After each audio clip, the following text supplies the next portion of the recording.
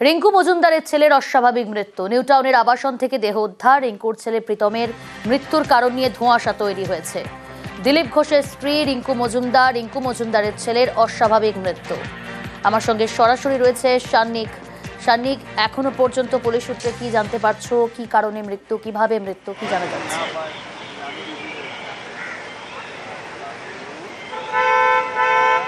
দেখো, পুলিশের তরফে প্রাথমিক তদন্তে যে তথ্য উঠে এসেছে তাতে পুলিশের তরফে প্রাথমিকভাবে অনুমান করা হচ্ছে কোনো রকম ড্রাগ ওভারডোজ থেকে মৃত্যু হয়েছে তার। ড্রাগ ওভারডোজের মানে কোনো মাদক সেবন যে সেটা কিন্তু পুলিশ বলছে না। যে বিষয়টা পুলিশের ধারণা, যেহেতু স্নায়ু রোগের বেশ কিছু ওষুধ রিঙ্কু মজুমদারের ছেলে সৃঞ্জয় ওরফে প্রীতম তিনি রেগুলার নিতেন, তাই সেই রকম ওষুধ থেকেও এই ওভারডোজ হয়ে থাকতে পারে, সেই রকম একটা সম্ভাবনার কথা কিন্তু থেকেই যাচ্ছে। পাশাপাশি অন্য কোনো কারণ রয়েছে কিনা বা অন্য কোনো কারণ এর পেছনে রয়েছে কিনা, আদতেই কি ওষুধ থেকেই বিষয়টা হয়েছে নাকি অন্য কিছু খাওয়ার থেকে বা কোনো রকমভাবে কোনো ড্রাগসের কারণে এই ঘটনা ঘটেছে, সব কিছুর কিন্তু স্পষ্ট উত্তর পাওয়া যাবে যখন ময়নাতদন্তের রিপোর্ট হাতে আসবে। সেই রিপোর্টের দিকেই তাকিয়ে রয়েছে গোটা তদন্ত প্রক্রিয়া এবং তারপরেই কিন্তু স্পষ্টভাবে জানানো সম্ভব হবে ঠিক কী কারণে এই মৃত্যু হয়েছে। তবে পারিবারিক সূত্রে যেটা জানানো হচ্ছে, গতকাল রাত্রিবেলা সৃঞ্জয় তার অফিসের দুই সহকর্মীর সঙ্গে গতকাল সাপুরজির তাদের আবাসনেই তারা ছিলেন এবং সেখানেই রাত্রিবেলা তারা সারা রাত একসাথেই ছিলেন। সারা রাত সেখানে থাকার পর সকালবেলা আজকে 5:30 নাগাদ তার এক সহকর্মী যখন বাথরুমে যাওয়ার জন্য ওঠেন, সেই সময় তখনও পর্যন্ত তার নাক ডাকার শব্দ তিনি পেয়েছিলেন বলে তিনি পরিবারের কাছে দাবি করেছেন। তারপরে যে ছবিটা আমরা দেখতে পাই, যে তারা প্রায় সকাল 8টা নাগাদ তারা যখন ঘুম থেকে ওঠেন, তারপরেও তাকে অচৈতন্য অবস্থায় থাকতে দেখে তাকে ডাকাডাকি করার পরেও সে না ওঠায় তাদের তখন সন্দেহ হয় এবং তখন তারা খেয়াল করেন যে তার হাত পা ঠান্ডা হয়ে গিয়েছে এবং সেই সময় রিঙ্কু মজুমদারকে খবর দেওয়া হয় বাড়ির পরিচারিকাকে দিয়ে।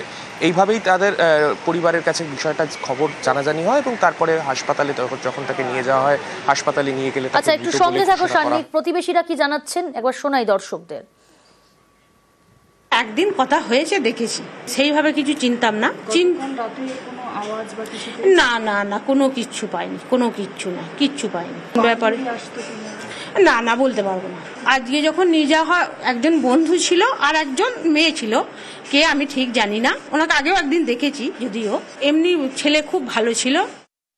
সান্নিক, প্রতিবেশীরা সহকর্মীদের কথা বলছিলেন, আগেও তারা দেখেছেন এই সহকর্মীদের, আগে যাতায়াত ছিল ওই বাড়িতে।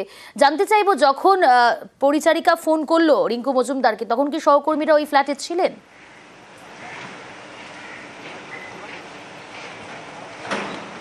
একেবারেই, কেননা আজকে সকালবেলা সৃঞ্জয় ওরফে প্রীতম তার আজকে দুর্গাপুর যাওয়ার কথা ছিল এবং সেই দুর্গাপুর যাওয়ার আগে সকালবেলা তার সহকর্মীরা, যারা তার বন্ধুও বটে, পরিবারের তরফে তেমনটাই বলা হচ্ছে, তারা দুজন তার খুব ভালো বন্ধু, সেই দুজন সেই সময় সেই ফ্ল্যাটে ছিলেন এবং সকালবেলা যখন ঘুম থেকে ওঠার পর তারা খেয়াল করেন যে সৃঞ্জয় তখনও পর্যন্ত ঘুম থেকে উঠছে না, তাদের কিছুটা সন্দেহ হয়। তখন গা হাত পা যখন তার দেখেন যে তার শুয়ে থাকার ধরন কিছুটা অস্বাভাবিক এবং তারপরে তাকে ডাকাডাকি করাও সে উঠছে না এবং গা হাত পা সব থেকে বড় কথা ঠান্ডা হয়ে গিয়েছে।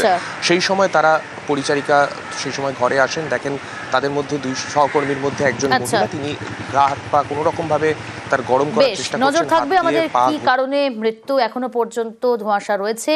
তবে আরজি কর হাসপাতালে ময়নাতদন্ত হচ্ছে প্রীতম মজুমদারের।